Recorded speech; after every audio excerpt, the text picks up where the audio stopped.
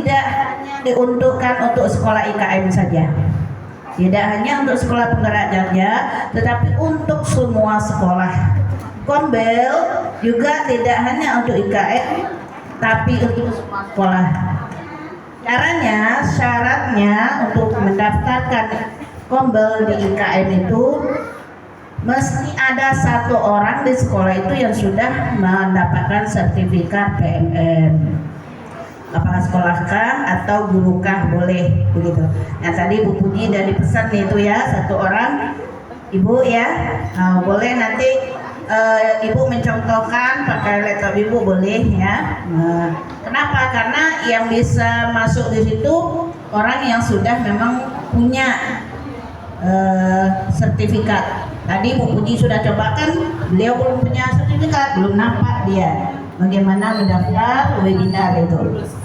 Nah, terkait mendaftar webinar itu apa yang diwebinarkan?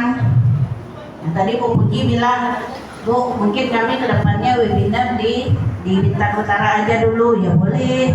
Yang penting ada konsep dari pemerintah itu ada dua sekarang, guru belajar dan guru berbagi. Belajar sepanjang hayat dari mana? Dari PMM. Nah, PMM itu dibuat oleh kementerian, ada 3 tujuan Ibu Bapak, 3 fungsi. Yang pertama, tempat guru belajar sepanjang hayat. Yang kedua, tempat guru mengajar. Nah, di PMM itu ketika Ibu Bapak buka, di situ ada asesmennya yang bisa kita bagikan ke murid kita yang sudah dibuat oleh guru-guru yang kreatif. Ada perangkat pembelajaran yang juga sudah dimasukkan oleh guru-guru dan kita bisa pakai, bisa modifikasi, tinggal kita pilih sekolahnya, sesuaikan dengan tingkat sekolah kita.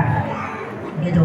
Jadi tempat belajar, tempat mengajar, yang ketiga tempat mengembangkan diri, itu PMM. Nah, mengembangkan diri semua guru, tidak hanya kepala sekolah, tidak hanya operator. Semua guru harus masuk di PMM tersebut. Dan semua guru harus mendapatkan sertifikat. Tandanya kita sudah belajar, kita mendapatkan sertifikat. Tandanya kita sudah buat kegiatan, kita upload di aksi nyata dan diupload di bukti karya. Nah, dari situ akan terbaca oleh pemerintah bahwa memang sekolah kita sudah punya kegiatan, akan muncul di dashboard itu nanti. Nah, itu kaitannya dengan rapor pendidikan Ibu Bapak. Kita sudah benahi, tapi kegiatannya bagaimana? Begitu. Siapa yang mengetahui kita buat kegiatan? Nah, itu dia. Jadi disediakan nanti link yang akan kita isi Ibu Bapak. Oke, paham ya Ibu Bapak ya? Link disebut adalah Kombel Ramah Guru. Boleh Bu Tri ditampilkan linknya Bu? Ya ini ada keterangannya ya Bu ya. Nah, laporan aktivitas Kombel Ramah Guru di dalam sekolah. Nah, ini masih di dalam sekolah, belum di PMM Ibu Bapak. Nah, yang ada baru SD, SMP. Kenapa? Karena kita TK belum ngisi link itu. Ada satu TK, ada satu. Ada ya? Ada. Oh ya, ada satu TK Negeri Pembina 3. Apa ya? Ya, kebetulan berturut-turut Ibu dari Korwil 3 ya Pak ya. Kemudian Korwil 2 dan ini mungkin yang terakhir ya. Nah, kita terakhir mengisinya, jadi kita belum masuk. Ini Negeri 3, Pak ya sudah isi. Oke, bagus, mantap ya. TK Bu Peri ya. Oke. Nah, begitu. Jadi kita coba Ibu Bapak boleh buka linknya. Sudah mendapatkan semua? Oke, kita buka sama-sama. Jadi sekarang itu Bu Bapak memang sudah terbuka begitu. Kan ada tadi ya pertanyaannya refleksi terbuka ya. Memang sudah terbuka, nggak ada lagi yang ditutup-tutupi di sekolah itu. Baik dari segi keuangannya maupun dari bentuk kegiatannya. Nah tadi Bapak juga udah sebut kalau SD, SMP itu ada akreditasinya langsung ya, TK enggak. Nah itu semua terkait tuh Bapak. Jadi antara rapor pendidikan, PMM, akreditasi terkait semua dan sudah sinkron semua itu Bapak. Nah, sekarang namanya akreditasi berbasis kinerja. Nah Ibu, alhamdulillah Ibu dipercaya itu untuk asesor dari tahun 2020 ya. Alhamdulillah ini juga mau turun nih asesor tapi untuk SD, SMP dan SMA, TK enggak. Oke. Nah, tapi pada intinya akreditasi berbasis kinerja itu adalah ini semua yang ada di rapor pendidikan itu.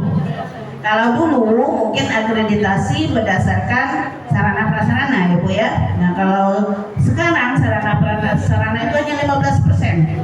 85% adalah kegiatan-kegiatan guru, kegiatan siswa di sekolah itu. Nah termasuklah tadi karya inovatif, karya kreatif dari guru-guru yang sudah dimasukkan ke PMM tadi. Jadi pertanyaan di akreditasi itu sama persis dengan yang ada di rapor pendidikan. Apa bentuk kegiatannya, dari benahi rapor pendidikan, kenapa rapor pendidikannya ada yang merah. Nah begitu akan ditanyakan oleh asesornya nanti. Apa bentuk kegiatan yang sudah Ibu lakukan? Sudah pernahkah webinar? Nah, kapan? Tanggal berapa? Gitu. Nah, itu. Jadi itu semua dilakukan oleh semua guru Ibu Bapak. Oke, jadi ini ada link yang diberikan oleh BPMP Ibu Bapak ya. Ada tiga yang hijau ini. Nah, yang pertama adalah buku panduan. Yang kedua formulir nih yang untuk kita isi nanti. Nah ini kalau Ibu Bapak mau tanya boleh langsung klik di sini langsung ke BPMP-nya. Nah ini dashboardnya yang tadi, dashboardnya. Kalau Ibu Bapak sudah ngisi, Ibu Bapak bisa ngecek sendiri di sini nanti di dashboard ini. Oke, kita lihat dulu panduan Ibu Dewi. Oke, bantu Bu. Nah, panduan adalah membimbing kita untuk mengisi link tadi ya Ibu Bapak. Nah, panduan pengisian laporan aktivitas komunitas belajar ramah guru dalam sekolah ya. Oke, lanjut. Nah, dokumen ini berisi panduan pengisian laporan aktivitas komunitas belajar ramah guru dalam sekolah. Setiap pengguna wajib membaca. Jadi dibaca dulu Ibu Bapak. Wajib memahami langkah pengisiannya, langkah laporan aktivitasnya. Dokumen ini mencakup alur akses form pengisian, panduan pengisian, dan langkah-langkah pengisian. Jadi kita baca sama-sama ya Ibu Bapak, silakan. Nah, ini link ini sama di Ibu Bapak ya. Kita udah klik, oke. Akses form pengisian. Untuk mengakses form pengisian harus memiliki akun Belajar ID. Diulang-ulang tadi oleh Ibu ya. Siapa yang masih belum punya akun Belajar ID? Sudah belum? Ya, sudah aktivasi belum? Nah, bisa di laptop, bisa di HP. Nah, oke.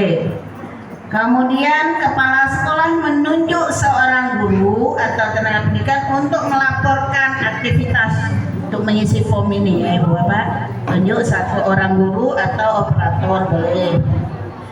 Satu komunitas belajar untuk satu akun Belajar ID. Nah, jadi satu kompel itu dimiliki oleh satu akun Belajar ID. Bu, bagaimana kalau di sekolah kami banyak kompel? Ya kan, boleh. Tapi masukkan nanti laporannya dengan akun yang berbeda.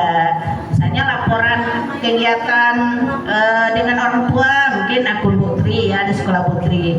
Nanti laporan kegiatan hari ramah anak misalnya, mungkin guru Putri lagi yang laporkan gitu. Jadi beda akun. Oke.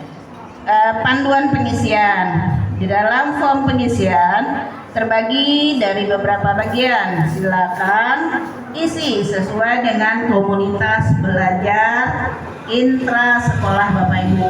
Ya, kita isi nanti nama kombel kita. Nanti kalau Ibu Bapak mau tanya boleh diklik di sini ya. Oke. Beberapa pertanyaan yang penting ini sudah ditampilkan. Apakah kegiatan yang dilaporkan hanya kegiatan daring?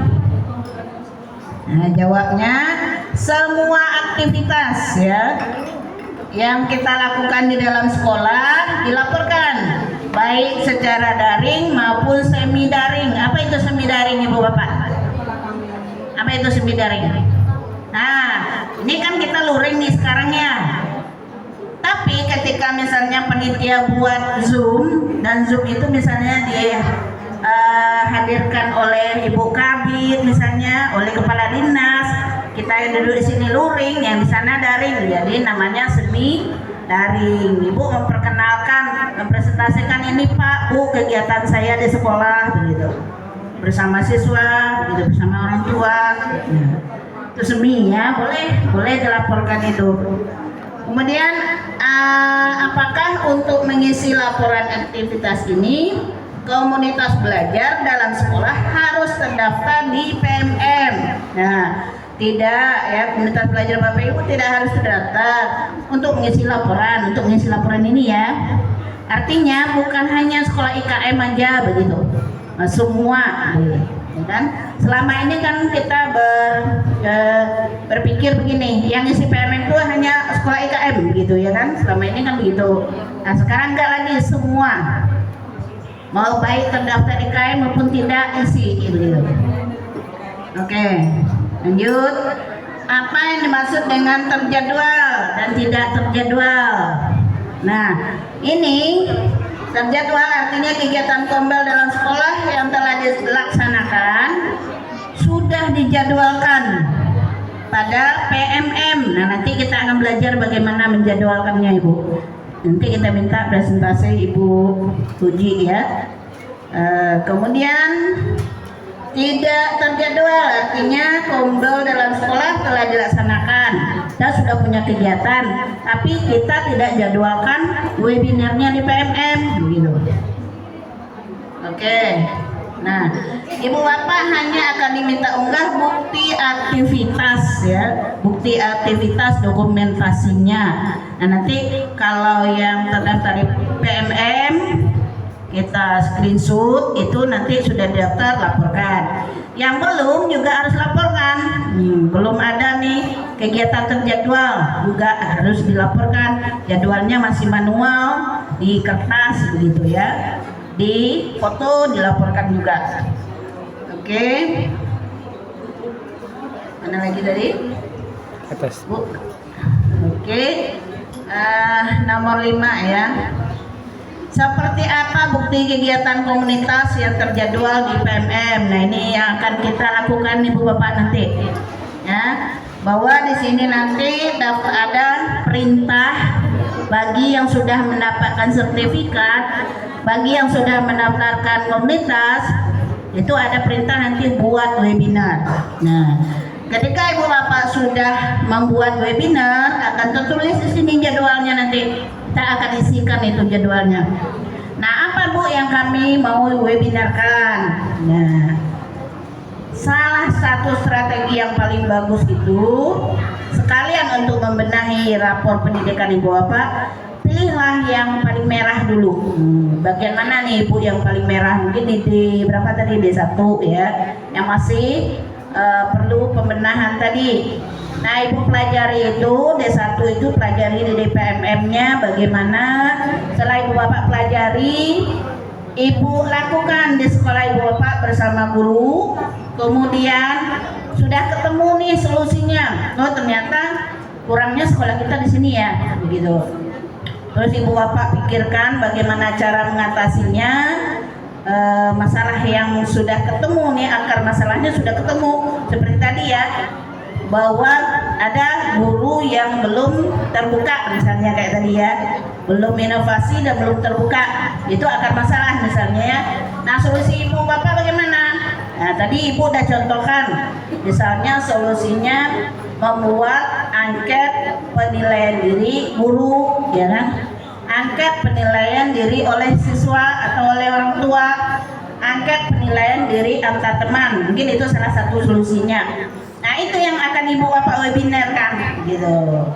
Dari masalah, kemudian akar masalah, solusinya. Nah, itu yang mau kita webinarkan. Ini solusi yang sudah kami laksanakan, kami sudah buat angket. Ini hasil angket yang sudah kami rekap, begitu. Dan ini dampaknya kepada sekolah kami setelah kami membaca angket itu. Nah, ternyata dari angket itu banyak terungkap masalah-masalah yang selama ini kami belum pahami, begitu. Terungkap dari orang tua, terungkap dari siswa, misalnya gitu. Nah, itu yang akan kami benahi. Nah, itu yang akan kita webinarkan.